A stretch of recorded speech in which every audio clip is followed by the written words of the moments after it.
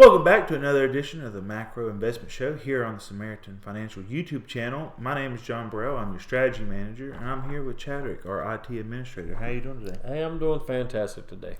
It's been a wild day, but we're here to talk about how we can make some money and where these markets are currently at. And with that, we're going to go to some of the highlights of this week. All right.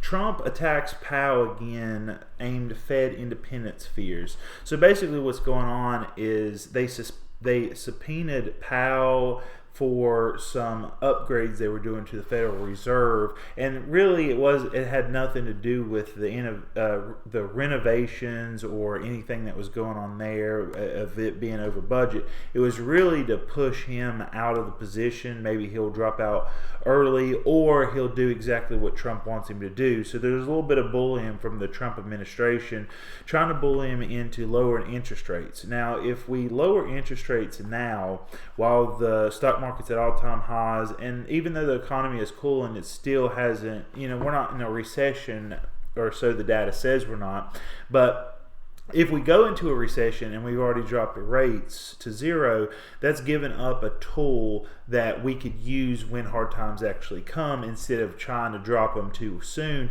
and then we have a bigger boom with an even bigger recession or depression afterwards. So we want to wait until those economic hard times are really here, when everyone is truly feeling it, before we use the interest rates to lower them. Now, what interest rates being lowered does is it pushes more money into the economy. If you can get a guaranteed 4, 5, 6% interest from your bank of saving money, then you're disincentivized to invest into the markets, create jobs, invest in the housing, rental properties, anything of the sort. So if you can get it risk-free in your bank with no risk, then you would. But if they drop interest rates to zero, then you're going to have to seek yield. And the way to seek yield is to take risk if the risk-free rate is zero, essentially.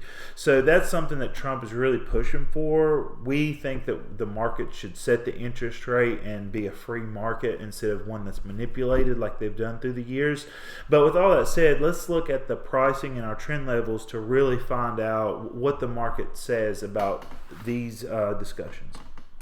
Looking at the volatility on the S&P 500, the VIX is currently at 15.98. Trend for the VIX is all the way up there at 30.02, so it's still bearish trend, which translate to bullish trend on the S&P 500. Anytime you have volatility going down, then and it's bearish trend, the lower the volatility, the lower the risk, and usually markets are heading up. The S&P 500 futures is at 6,994. Its trend level is at 5,623, so it is very bullish trend.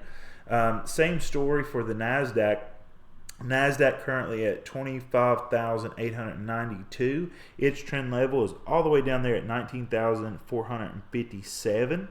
And even with the geopolitical drama that's been going on with the Venezuelan president being captured and tried in America, oil has been bearish trend for the whole year essentially, but we've seen this boost, this spike in the market here. It was under $60. It got as low as in the mid 50s. Crude oil is currently at $61.02. Trend level is at $69.36. So we're still bearish on oil until it crosses our trend level, which is constantly adapting and changing with the markets. But it is bearish trend. So we got the indexes bullish, crude oil bearish. Now, if we look at gold, we have been saying gold has been a buy for a long time. You can go back to our first episode. Gold futures is currently at 4,626. And the trend level is at 3,114. So it is just massively going up in price. And the same for silver. Silver is at $89.53 an ounce, and trends all the way down there at $34.81. Speaking of things that move in wild directions, but to the downside this time, is Bitcoin. It's had a pretty bad year and a lot of volatility. Bitcoin's currently at $95,710. It is bullish trend. Trend level for it is at 84,045. So it is still bullish trend, but it's been bouncing, even crossed below trend briefly midday. Looking at MSTR, which holds a lot of Bitcoin, but they're highly leveraged with a lot of loans and debt instruments they're using to buy Bitcoin with. They're currently at $173. Trend for it is at 324. This stock has took a beating essentially.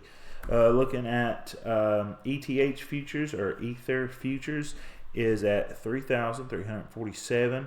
Its trend level is at 1,877. So it is bullish trend. We're going to look at the Nikkei, which is the Japanese market. It hit a all-time. So the Nikkei hit a all-time high. It's at $54,575, and its trend is at 36,500. So the Japanese markets, like I don't know, maybe 30 years ago, were they were saying they were going to be the next superpower. Their market was blasting off and looked like they were going to take over the world there, or people were saying at least, and that didn't come true obviously, and their stock market was at lows for the last 30 or 20 or 30 years. So to see them come back from basically a rolling recession is an interesting story. Scrolling down through some of this, we're going to look at Tesla here just a brief moment. It's still bullish trend at 447 is the current price. Trends down there at 273. Nvidia, we've been talking about how its price, it's still bullish trend. Apple's still bullish trend. Meta's right around trend but still bullish. Amazon's bullish. So a lot of bullish news here. The last thing I wanted to point at here is the interest rates. 1 year, like if you go to your bank and get interest on your money, whether it's a money market account, a CD, a savings account, etc. I actually just got a thing in the mail today offering, I think it was 3.4%, but you had to have at least $15,000 to get that that interest rate on your money.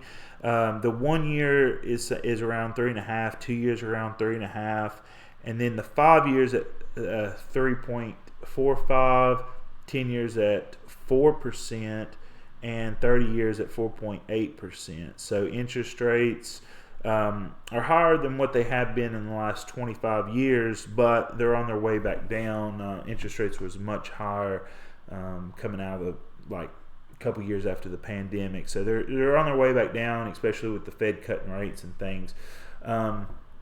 Now moving on to our chart, which is our S&P 500 total replacement strategy. This is a strategy that we're offering. So if you want to stay with our trend levels, you are investing in S&P 500, but you're afraid of some of the risks with the interest rates being lower, the economy slowing, some of these stocks being overvalued, then this is an offering that you can follow us in your own brokerage account. Right now we have a sale. It's only $5 a month for the first 3 months to get the signals. Now, if you want it completely automated in your account, it's an extra $55, and you can link your brokerage account if it's one of the ones that we can use. We're a strategy manager for Collective 2, so it's all through the Collective 2 platform. They've been around for I think like 15 years or so. So they've been around a very long time. It shows our performance. Right now we're right in line with the S&P 500's performance. But if things start to tilt to the down, the market starts going down, you're going to want that protection not to lose the money that we've made here in the last coming months. And so look for the details in the description there for our strategy. If you're interested, if you have any questions, please let us know. And with that, we're going to start our educational segment here. So today, just wanted to keep it very light and talk about volatility. We mentioned it earlier when we was going over the charts, some of the stocks and markets that has been experiencing volatility. Volatility is essentially the price fluctuation of an investment. If the price of an investment is, say, $100 and it moves to 101 and then it moves down to 99 and then it moves back to 100, the price fluctuation is very small relative to the investment. Now, if you have an investment like you can see on the chart here that goes from 100 to 150 back to 75, the price fluctuations is a lot bigger. And that basically is the volatility. So the more price fluctuates is the higher volatility, and the lower volatility. And this is a way that many people quantify risk. So in the interest rates that we talked about earlier, in your bank account you can get 3.5%, about 3.5% guaranteed with no risk. So if you take risk in an investment, you want it to pay more than the risk-free rate. And in a previous educational segment, we talked about how you can maximize this with your position sizing. You can maximize the risk that you take versus your reward. So it's really thinking about what is the alternative to the investment that you have. And that's basically volatility, is seeing where your risk is and what your reward is. Super interesting. You say that and it brings up three questions. My first question is volatility good or bad? Yeah, that's a good question, because it really depends on the risk specifically. So if the volatility is high, you want to make a higher return. If the volatility is low, then you're okay with not making as much money because you're not taking as much risk. So it's really up to the person what they're comfortable with, whether it's taking a little bit of volatility for a little bit of money, or like try to make more money with more risk. But one's not worse or bad versus the other. It really comes down to personal preference, what you're okay with. The main thing you don't want to do is you don't want to take a lot of risk to only make a little bit of money. Right. Okay. Well, what causes volatility? So volatility can be caused mainly by uncertainty. So if things are uncertain, then people really don't know what something is worth. So for example, if you are a company that is in China, for example, and the Chinese sell us a lot of goods, whether it's Temu or Wish or any of those sites. So if the company only relies on selling to America and tariffs come in like we've seen on the news recently, and we don't really know what Trump's going to do with the tariffs. We don't know what the Supreme Court's ruling is going to be on that. So it's uncertain whether that company is going to take a hit, because if tariffs are high, people will have less money to pay for the goods from that company. So if tariff goes up, it may destroy some of these smaller companies in China.